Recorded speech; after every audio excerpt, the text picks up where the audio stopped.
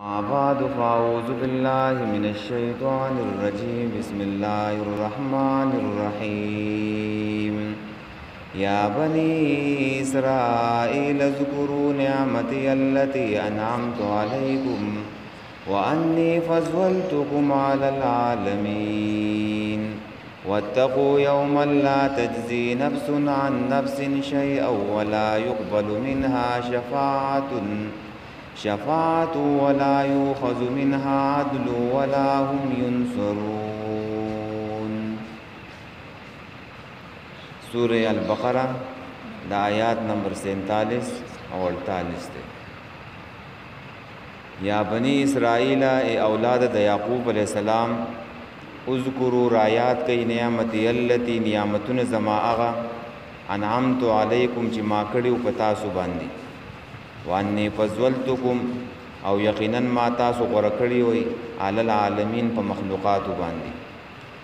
واتقوا ويرګ یوما د اغلوی ورزنا لا تجزي نفس چې نبشي د پکوله هیڅ یو نفس عن نفس د بل نفس نه شیئا هیڅ شی ولا يقبل نب قبلیږي منها دغه نفس نه شفاعت شفارس ولا يؤخذ نب غسته شي منها دغه نفسنا عدل فدیا ولا هم ينصرون او نه بد دیو سره امداد وکړي شي. یا بنی اسرائیل دا مخکې تیر شو اوس بیا ولې راغې؟ نو جواب ادا دی چې مخکې چې کومه یا بنی اسرائیل راغلو نو پاغې کې دعوت او ایمان طرف ته چې ایمان راوړی پدې پیغمبر او نبی باندې او په مخ کې یا بنی اسرائیل کې احکام او ذکر وو. الله تعالی په کې احکام ذکر کړو چې واوفوا بعهدي اوفي بعهدکم زما وعده پوره کړو او ایمان راوړیو او منځ قائم کړي او زکات ور کوي او رکوع کوي سره د رکوع کوونکو نه او مدد غواړي په صبر سره او په مانځ سره. دا به کې الله تعالی احکام ذکر کړو او د څه کارونو نه چې دینو پکې منع کړو چې دا کارونه مکوئ. ولا تشتروا بیااتی ثمنا قلیلا ولا تلبسوا الحق وتكتموا الحق وتنسون انفسکم.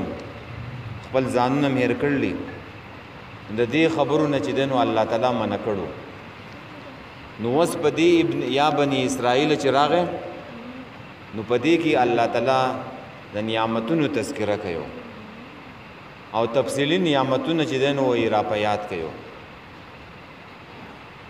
او بل دا چې قران ذکر کوي نو پدی کې دی امت مسلمه ته نه ده دا دومره غټ خطاب روان دی یو سپاره بنی اسرائیل تذکری کی دا دې لپاره نه کې تیر شوی قومونو تذکره ده او بس خبره ختمه.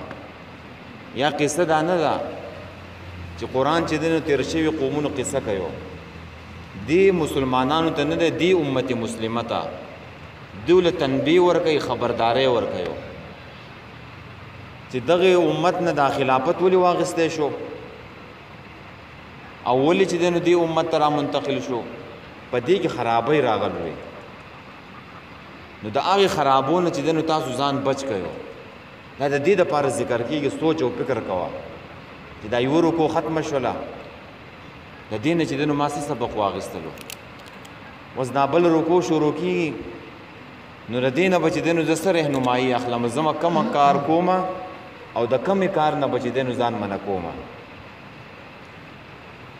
او نبی علیہ الصلوۃ والسلام دا هم فرمایل دی امت ته ویلي چې څنګه په يهوديانو باندې کم حالات راغلو دسي بچیدنو په دې امت باندې دا حالات چې دنو راځي. دا امت بچیدنو دا هغه امت تابعداري کوي.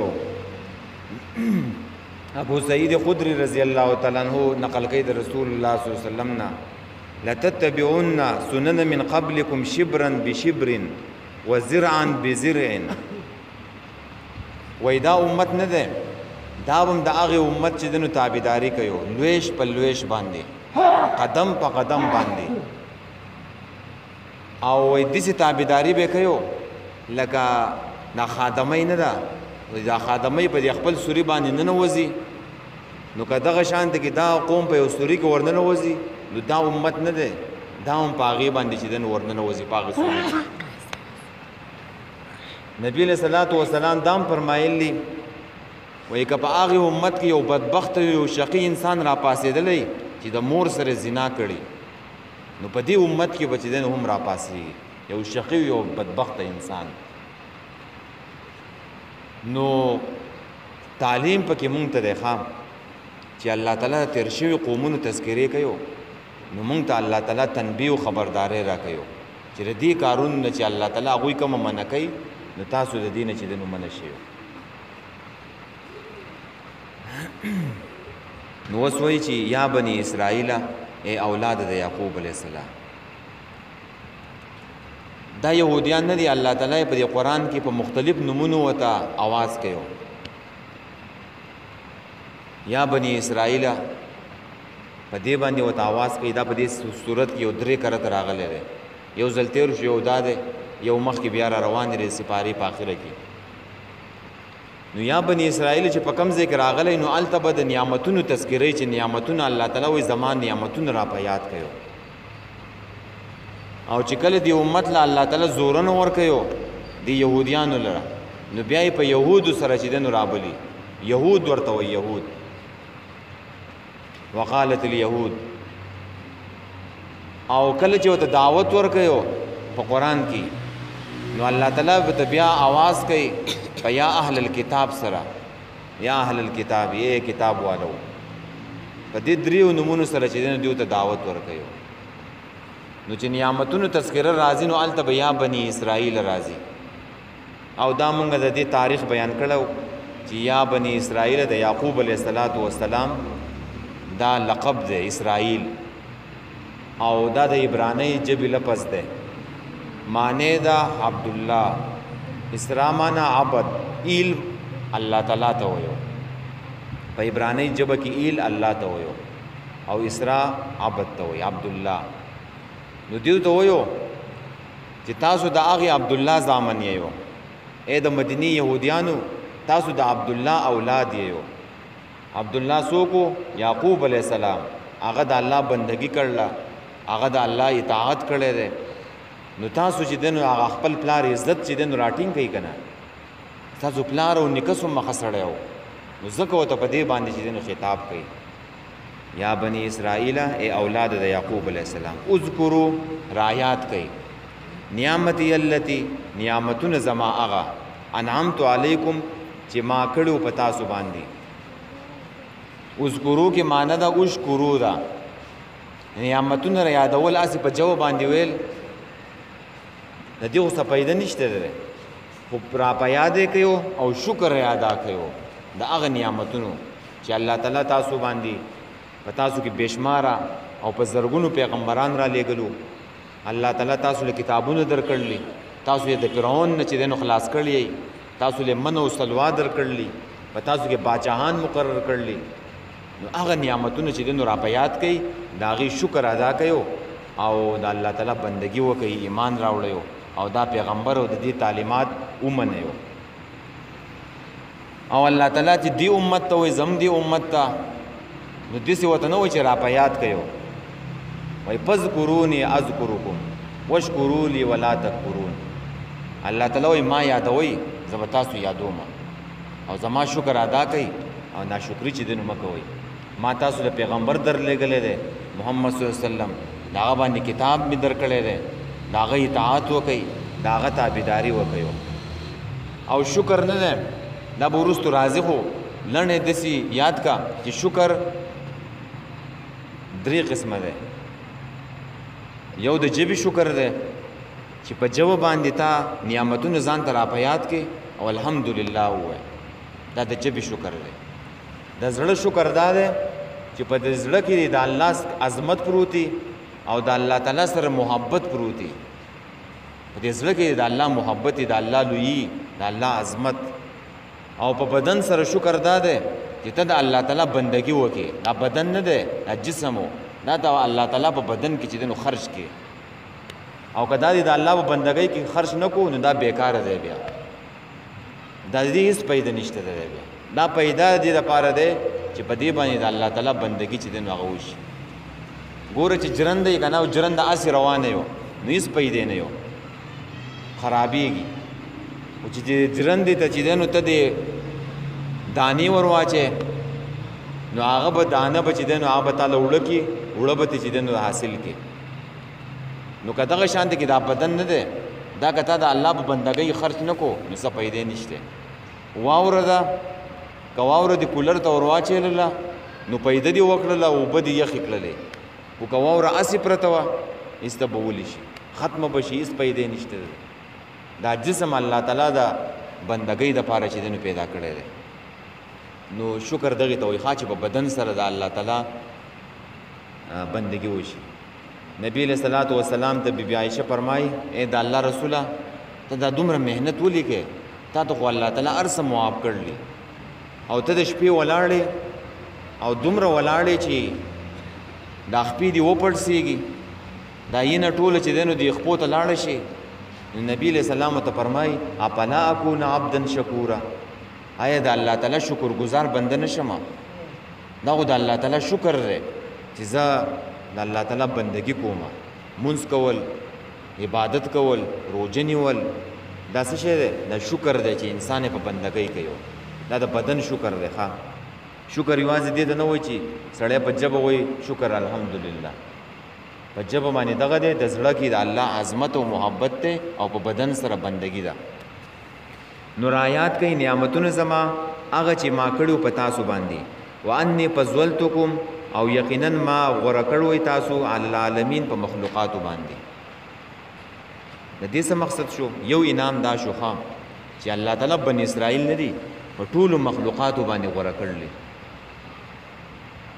او په بل قرآن د آیاتونو کې راځي او په حدیث کې چې غوره امت دا ده کنتم خیر امه ولتکن منکم امه یدون الی الخیر او په دې آیات کې وایي چې تاسو چې دین غوره یو نو څه جواب به کوو د دې دوه جوابونه دي یو جواب دا ده چې وانی فضلتکم علی العالمین ما تاسو غوره کړی وای په عالمینو باندې په خپل زمانه کې په خپل زمانه کې تاسو غوره امت وای د دیونه بل غوره امت نو په هغه زمانه کې په کومه زمانه کې چې بنی اسرائیل څنګه دا غوره نور ټول هر طرف ته چې تیری وي کفر او شرک او صرف د بنی اسرائیل سره توحید عقیده ور سره وا نو دا په هغه امت کې چې دنه غوره امتو چې هر طرف ته شرک کو تیری وي صرف د بنی اسرائیل د توحید نمائندگانو په دنیا کې نو دا سو دا چې دنه غوره امتو په هغه وخت کې خام په زمانه کې غوره و په خپل وخت کې دویم جواب دا دی چې دا غورواله نه دی دا یو جزئی دی یو کلی دی کلی غورواله چې دی نو دا امت غوره دی او صرف په یو جز کې په یو ټکی کې بنی اسرائیل غوره دي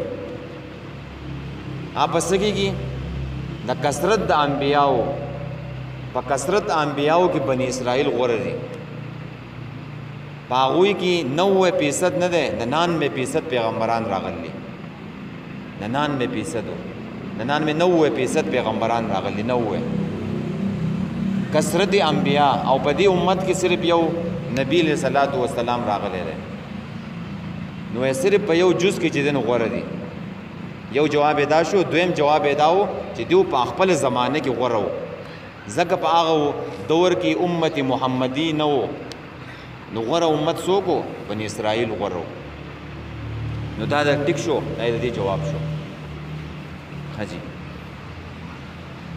دویم آیات کې دا وی الله تعالی وس دیو ته وی چې د دې يهوديانو د آخرت په باره کې تصور غلط تصور او دا به ویلا چې جنت ته بچیدنه مونږ زو مونږ د پیغمبرانو اولاد یو نحنو ابناء الله واحباؤه مونږ د الله تعالی بچیو او الله تعالی ناسبین یو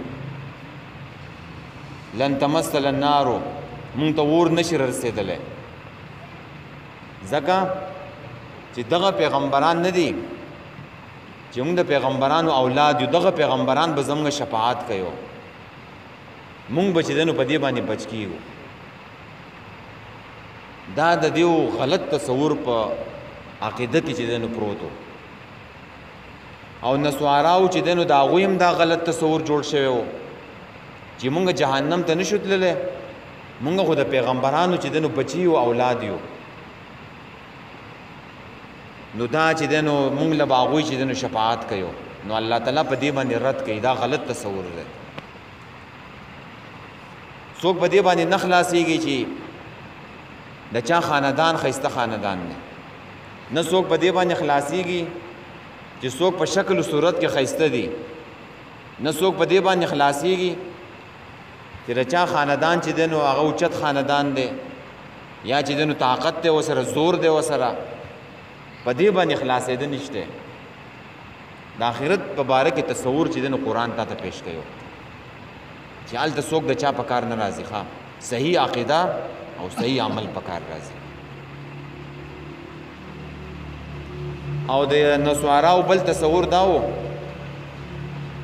چې نعوذ بالله موږ عیسی علیه السلام پانسي کړی دی، نو هغوی زمونږ چې کم ګناهونه وو، نو هغه چې دی نو په دغې کفاره کې چې دی نو زموږ ګناهونه موږ ته معافي شو ده. عیسی علیه السلام زموږ دپاره چې دی نو پانسي شوی دی، موږ ګناهګار یو، نو موږ ته ګناهونه معاف شو دي، موږ به چې دی نو جنت ته ځو. دا په دې باندې قرآن چې دی نو رد کوي ښه چې دا د دې غلط تصور دی د یهودیانو چې موږ به چې دی نو مشران او پیغمبران هغه به چې دی نو موږ بچ کوو. او پخوانه عقیده دا وه چې عیسی علیه السلام موږ چې دی نو پانسي کړی دی، نعوذ بالله.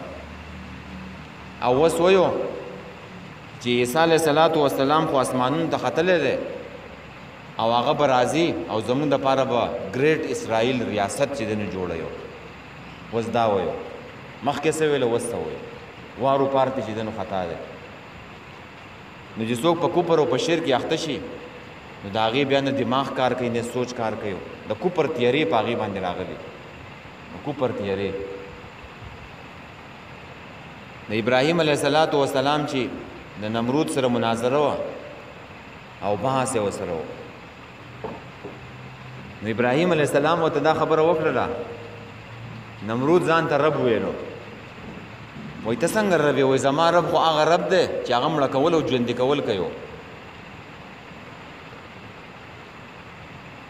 نمرود وویلله، وایي زه مړه کول او ژوندي کول کوم.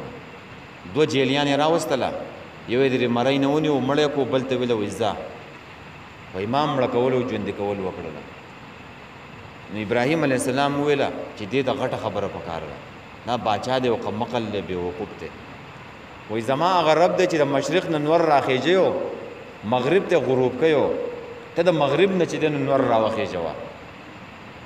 نو قرآن ویو په بهت الذي کفر، داسې نه ویو چې نمرود خاموش شو، نمرود حیران شو، داسې قرآن نه وایي.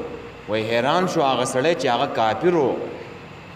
نو دا د کفر کرشمه وه چې نمرود جواب ونه کو. دا د کفر د وجې نه د دې عقل او سوچ هغه هر څه بند شوو، په دې باندې تیارې راغلوې. نو یهودیانو باندې هم دا تیارې چې دی نو راغلې ښه، او دا تیارې چې په چا باندې راشي نو هغه بیا شعور هم پای کې نه، علم څه کې خو شعور پکې هم نه یو. نو اوس دلته الله تعالی د آخرت تصور بیانې ښه چې د دوی دا غلط تصور دی چې په دې باندې څوک نه خلاصېږي.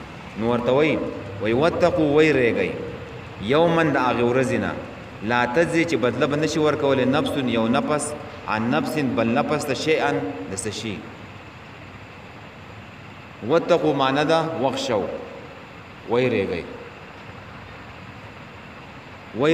یوما د هغې ورځې نه. دلته مضاف حذف دی ښه، دلته داسې ووایه واتقوا عذاب یوم، د ورځ نه ویریږئ. د ورځ نه څنګه ویریږو؟ وایي مضاف حذف دی.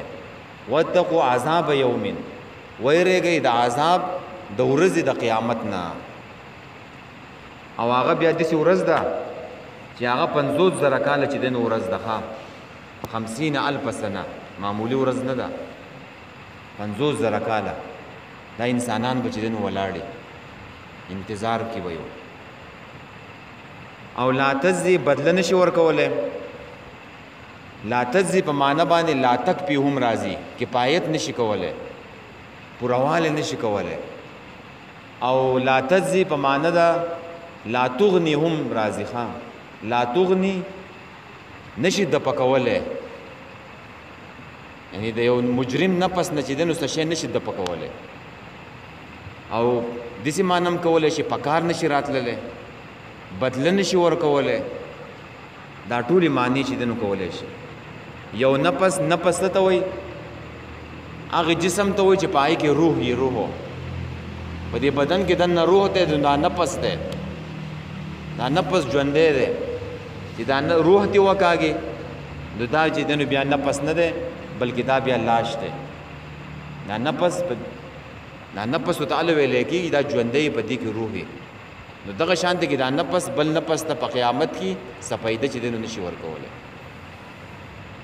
په دې کې سورې لقمان چې دی نو د هغې په آخر آیات کې راځي سورې لقمان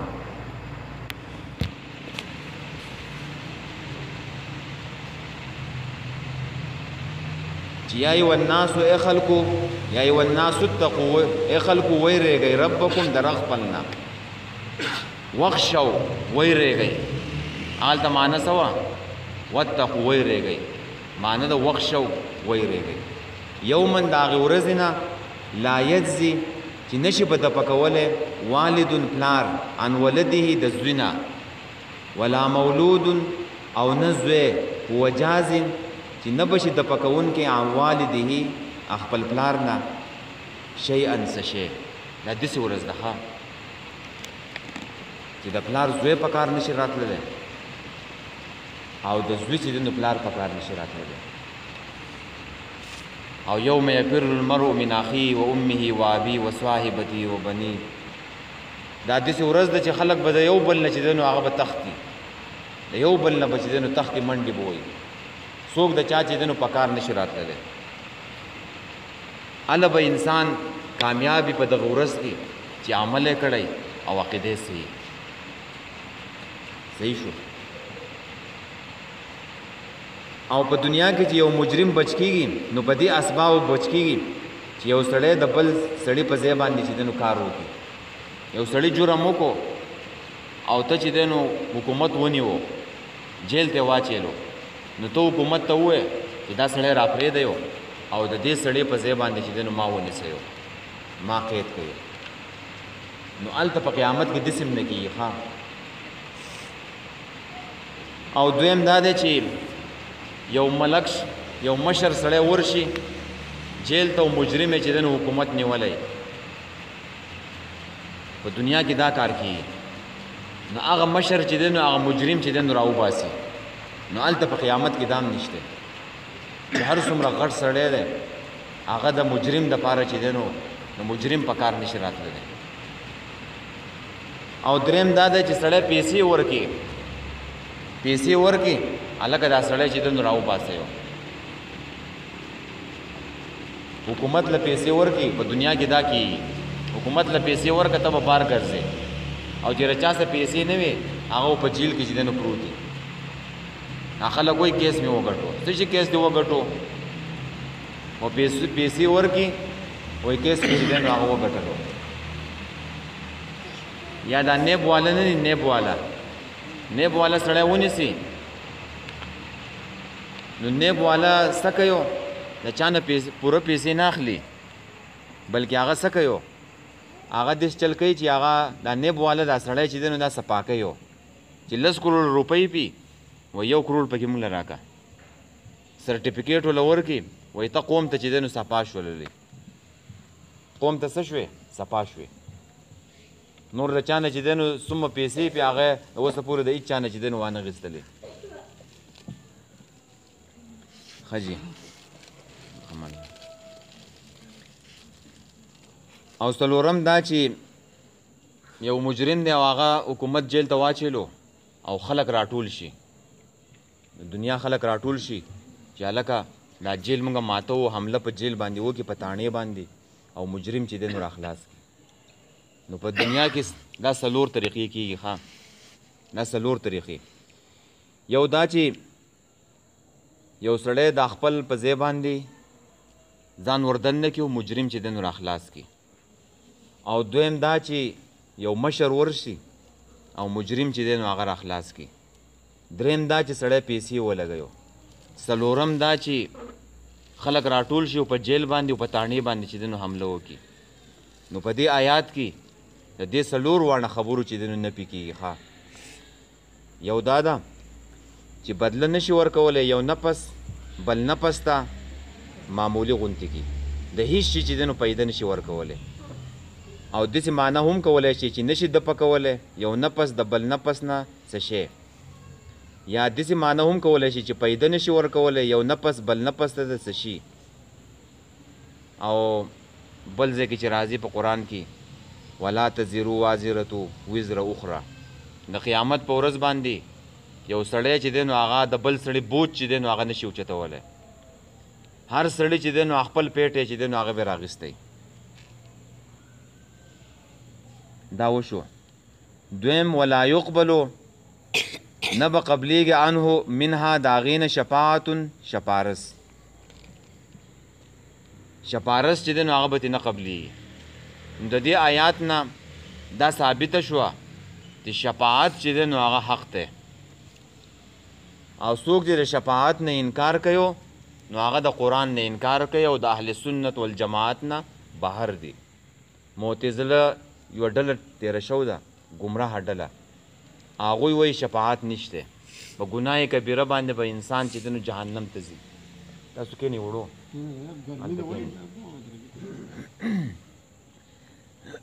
نو شفاعت چې دی نو هغه حق دی. خو د شفاعت دپاره چې دی نو څه دي شرایط دي. دا شرایط زده که. یو شرط چې دی نو د شفاعت دپاره او د شپارس دپاره دا دی په قیامت کې.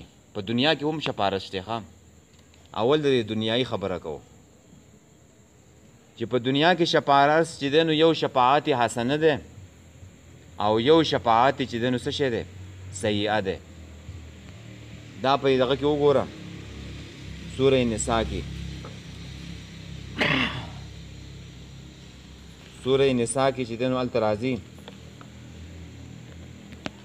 ومن یشفع شفاعة حسنة یکن له نصیب منها. چا چې شفاعت وکړو شپارس وکړو ښایسته شپارس د دې سړي دپاره برخه د حصه ده د هغې نه. یعنې تا له یو سړی راغی تا د هغې سره منډه ووهلله. یو مسلمان سړی راغی مسلمان ته د پیسو ضرورت و تا د هغې دپاره چاته شپارس وکړو چې هلکه دې سړی محتاج دی د دې چې دی نو پیسې ورکه یا د هغې سره بل څه منډه ووهله تعاون دې وکړو نو تا د دې سړي دپاره شفاعت وکړو شپارس حسنه ښایسته شپارس و. دا دنیایي دی. بل شفاعت چې دی نو هغه سیئه دی چې تا د چا دپاره د ګناه شپارس وکړو نو هغه هم په دې آیات کې ذکر دی ومن یشفع شفاعة سیئة یکن له کفل منها. چا چې شپارس وکړو شپارس بدو د هغې دپاره برخه ده د هغې نه یعنې د هغې سزا به ورته میلاویږي. د هغه بد سپارس شو د ګناه شپارس د چا دپاره وکړو. مجرم دی یو ضرري انسان دی حکومت جیل ته اچولی دی او ته ورځي چې دی نو هغه رازادې قاتل دی حکومت جیل ته اچولی دی ته ورځي د هغې شپارس کوې او راوباسې یې. یو نشهي دی معاشرې تباه کړله چرس او بنګ خرڅۍ شرابو او ته ورځي هغه چې دی نو راوباسې د هغې شپارس کوې نو په دې کې او په دې ګناه کې ورسره ته چې دی نو شریک یې. ښه دا د دې داسې شپارس به د چا دپاره نه کوې. یا یو سړی نااهله دی او ته چې دی نو د هغې دپاره شپارس کوې حکومت ته چې دا په دې نوکرۍ باندې چې دی نو ولګویو نو تا ګورې شپارس وکړو شپارس بد دې وکړو د ګناه دې وکړو د دې ګناه سزا به چې دی نو تا ته میلاویږي. دا مې زده کړو د دنیا دا شپارس و. اوس د آخرت دې شپارس له راشه. د آخرت چې کم شفاعت دی او شپارس دی د هغې دپاره 3 شرطونه دي. یو دا چې څوک یې کوي هغه محوي دی توحید والا به یو عقیده به د توحیدي. دویم چې د چا دپاره کیږي هغه هم توحید والی عقیده به توحیدی. دریم شرط دا دی چې د الله تعالی په اذن باندې به کېږي، د الله تعالی په اجازت باندې به کېږي. دا درې شرطونه شو که نه. یو دا چې سړی د چا دپاره شپارس کوي، نیکان خلک صالحان پیغمبران، نو د هغوی توحید واله وي. د چا دپاره چې کېږي او هم توحید واله یو. او دریم د الله تعالی په اذن او په اجازت باندې به کېږي. د مجرم دپاره هلته شپارس نشته، ښه د فاسق او د کافر دپاره هلته شپارس نشته. بیا د دې شپارس څو قسمونه دي. نو اولنې شپارس خدا دی چې حدیث کې راځي، حدیث د شفاعت ورته ویو. د قیامت په ورځ باندې به دا حساب نه دی، دا به نه شروع کېږي. خلک به سخت تنګ شي، حساب به نه شروع کېږي. د اهل ایمان نه دی، دا په دې پیغمبرانو پسې چې دی نو وګرځي چې تاسو الله ته ووایئ چې شپارس چې حساب شروع شي. حساب نو دا خلک به لاړ شي اهل ایمان په آدم علیه السلام پسې. آدم علیه السلام ته به ووایي چې الله ته سوال وکړه چې حساب شروع شي. آدم علیه السلام به ورته ووایي، خپله خطایي به ورته ور یاده کړي چې زما نه خطایي شوه او زه الله تعالی ته دا نشم ویلی. تاسو په نوح علیه السلام پسې لاړ شئ، هغه اولنی رسول دی. په هغې پسې به خلک راشي، هغې ته به وایي چې ته اولنی رسول دنیا ته الله را لېږلی، ته زموږ دپاره الله ته شفاعت وکړه چې الله تعالی چې دی نو حساب شروع کړي.